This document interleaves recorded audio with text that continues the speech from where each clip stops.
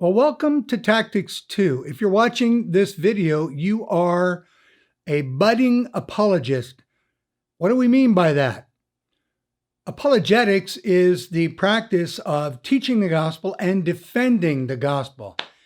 And it's mentioned in Scripture, 1 Peter 3:15, I believe. We want folks to be prepared to defend the hope they have within, the hope that comes from the gospel. So you may have watched previous tactics videos. We did them earlier in the Wednesday night class series, 5 sessions, where people watched 5 videos.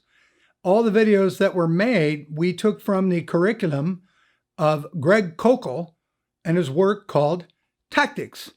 And it's an excellent work. And what happens with tactics is it's a way of asking questions, engaging in a conversation that allows you to talk to someone who's made some sort of truth claim about Christianity that's very curious and makes you want to talk with them more about it, but maybe you haven't been sure how to do that. Well, tactics are a great way to do that. So in the classes before, we introduced tactics. In Tactics 2, you're going to watch a video, 18 to 20 minute video. Then you're going to sign on to the group talk on Wednesday nights. And during the group time, we'll pick 2 people and we'll do it repeatedly. One person will ask a question that's the kind of question you encounter from others saying things about Christianity. A second person will answer that question using what we're teaching in these tactics videos. So it kind of aligns with Kokel's his encouragement to practice these tactics and to make them become more automatic and natural. Then after each one of these sessions, we'll have a Q&A. These classes are going to be offered on 3 Wednesday nights. And they're going to be, in March, 3 classes in a row, March 10th, 17th, and 24th. So in this video, we're going to tackle the first tactic, the most important one of all, called the Columbo, and how you use it to address specific assertions people make. Then we're going to tackle what Kokel calls suicide, we'll call self-destruct. So here's what we're looking for. And this might be a reminder. An assertion is a truth claim that somebody makes, but it isn't actually an argument. What do I mean by that? Well, an argument in the sense of an attorney making a case in court. It's an argument. They're not arguing necessarily with another person. They're arguing their case. Many times people say things about Christianity that are assertions, they're truth claims. In other words, there's no case. There's just a strident statement that's been made. Something like about Christianity or anything. For example, someone close to me recently said, all the young people in this country are mad and they're lost. And I'm thinking, all the young people. Man, I had a bunch of questions after that, like, all? What's young? Lost? Mad? What do you mean by all that stuff? Well, when I did ask a couple of questions, they didn't want to talk about it anymore. That's an assertion. It's not an argument. Kokel, in his main book, Text on Tactics, calls it a roof without walls. The walls are the argument that support the roof. So I will consistently remind you as we go through these classes the difference between an assertion that has no evidence or case behind it and an argument that actually has a case. So let's get right into Columbo. We're going to review Columbo and self-destruction in this teaching. So, what are the 3 questions of Columbo? This is the review part. First question is, what do you mean by that? It's a question we use to gather information. An example would be someone says, God has turned his back on people. I might say, when you say God, what exactly do you mean by that? When you say turned his back, can you tell me what you mean by turned his back? You use the question, what do you mean by that? You're gathering information. One of the other things you do with this tactic, when you ask the question and the person responds, They're giving you their view. And I will say that. I will repeat back to them. So what you said is, when you say God, you mean this. When you say turn back, you mean this. Do I have it right? I'll say, is that your view? They say yes. We put that on the table for future reference. They have stated and affirmed their view.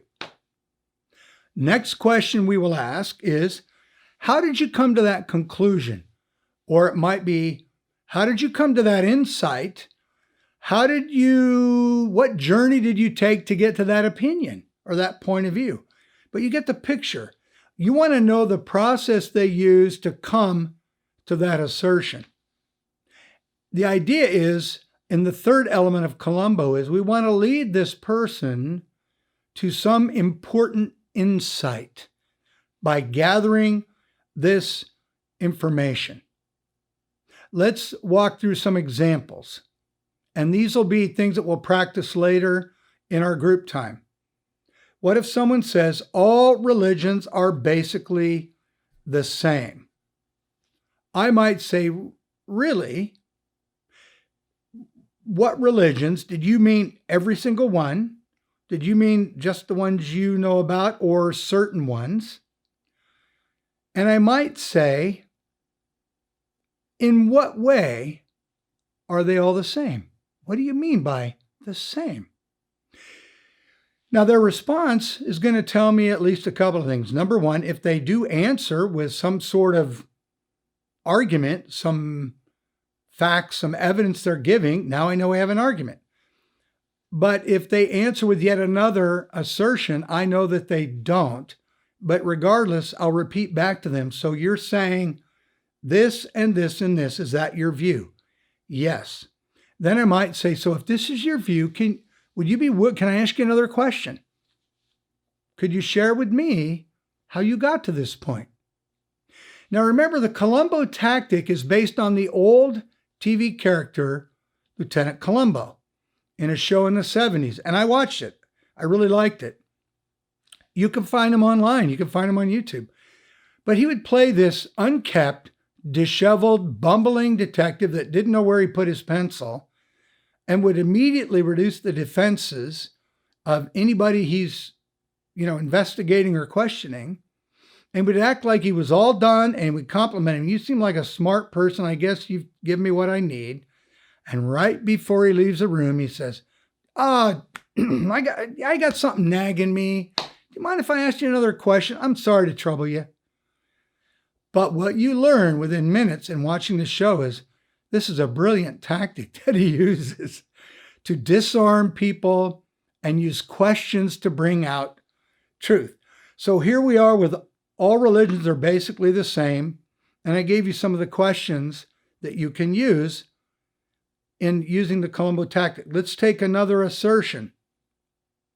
Here's one that happens a lot. Well, the Bible's been changed and retranslated, so it's not reliable.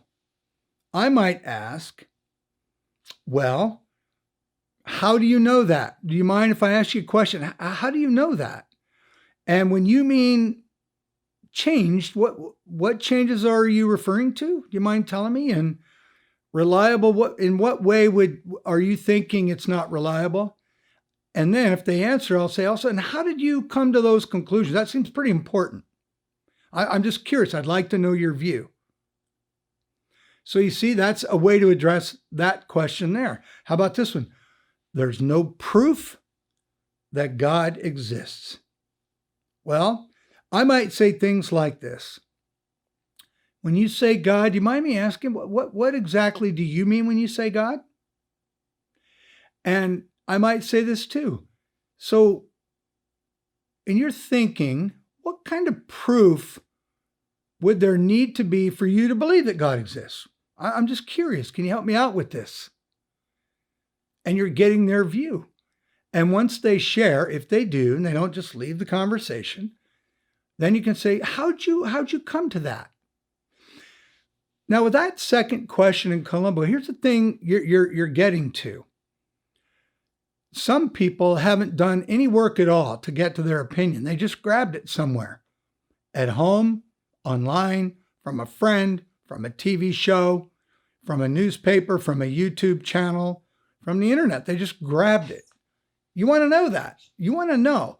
See, if it's an assertion, you're free. You don't have to treat it like an argument. You don't have to climb in and try to out-argue somebody who doesn't have an argument anyway. You see, the freedom that people have with making an assertion is, I can say anything I want, so there. And they don't have an argument. They can just refuse to talk about it or repeat their assertion. There's nowhere to go. But you're free also. You don't have to engage in the argument. You could even use one of my patented, it's not really patented, phrases. I have a couple that I use. One is when people say that, I'll say, well, how about that? Huh. Or this one, well, that's something. So I'm not being impolite. I'm not arguing. I'm just saying, okay, there you go. There's nothing to do with it. You see, but if I see an assertion as an argument, I can get frustrated, resentful, and angry. And once that happens, the conversation is lost. It's lost. How about this one? Being spiritual is what's really important. Let's use Columbo on this. Can I ask you a question? I just want to understand more what you're saying. What do you mean when you say spiritual? What do you mean? And when you say what's really important, are you saying there are certain things that are important, other things that aren't? Or what are you saying when you say, what do you mean when you say really important? And they give you some sort of response. You can move on to the next question. So how did you get there? How did you get to that place, that conclusion? I'm just very curious. Help me out here. And then once they tell you, you can say, so it's your view that, you see? And that gives you next steps. So that's the Columbo. I got to tell you, it's my guess from the first 5 classes that everything that was taught out of all the tactics, I'm pretty sure the most memorable would be those first 2. I bet all the students remember it to this day. What do you mean by that? And how did you come to that conclusion? See, I'm repeating it now because if you don't know these, you're going to remember it after this video. All right, let's move on. Let's move on to what we call self-refuting views or self-destructive views, what Coco calls suicide. Here's what we're looking at. There are self-refuting views. What does that mean? I don't have to refute the view. It refutes itself. The statement itself, if you pause and linger on it, cancels itself, refutes itself. And there's a pragmatic test that you can give it, and that's what we do. And then we look at, in self-destruction, we look at objections that come in pairs that are logically inconsistent, and they actually oppose each other. So let's take a look at a few of these assertions that you may come up against and how you can use the self-destruction tactic. Someone says to you, there is no truth. There is no truth. That opens the door for you to say, is your statement true? Is that statement true if there is no truth? What are you pointing out? Your statement just killed itself. It absolutely counters itself. You give it the pragmatic test. So is your statement true? Are they going to say, yeah, there's no truth except this one thing I just said? That becomes what we call absurd. Here's another example. There are no absolutes. Linger on that sentence for a second. What's this person saying? They're giving you an absolute in the sentence that says there's no absolutes. How can they say there is no absolutes? Because isn't that an absolute statement? It cancels itself. It kills itself. It's self-refuting. Here's another one. Well, you can't know anything for sure. Well, are you sure about that? You hear what we're saying? You can't know anything for sure. Well, then how can you even say that for sure? It cancels itself. Then there's practical ones. Somebody might say to you, again, we're in self-refuting. Somebody might say to you, You shouldn't force your morality on me. You shouldn't. Now, the word should is important because should draws a line in the sand. It doesn't say, you might want to think about forcing your morality on me, or, I don't know, it doesn't seem like a good idea. They're saying you shouldn't force your morality on me. But what are they doing in the statement? They're saying that they have a morality different from yours. They're saying they, in their very statement, are forcing their point of view on you. They're forcing their view onto yours.